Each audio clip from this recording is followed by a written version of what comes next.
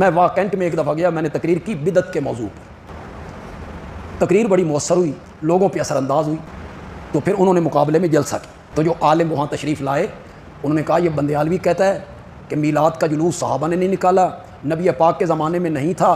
اس بندیالوی سے پوچھو یہ جو کار پہ سفر کرتا ہے، یہ کار نبی پاک کے زمانے میں تھی؟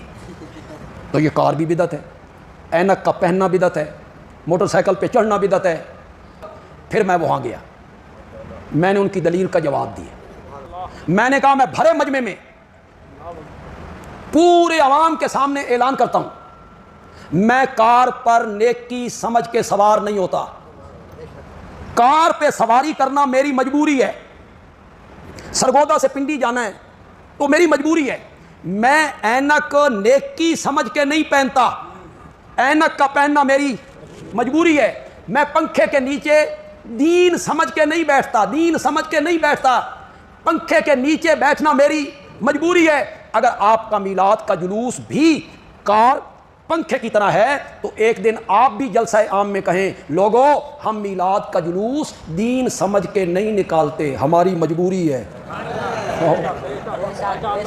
کہو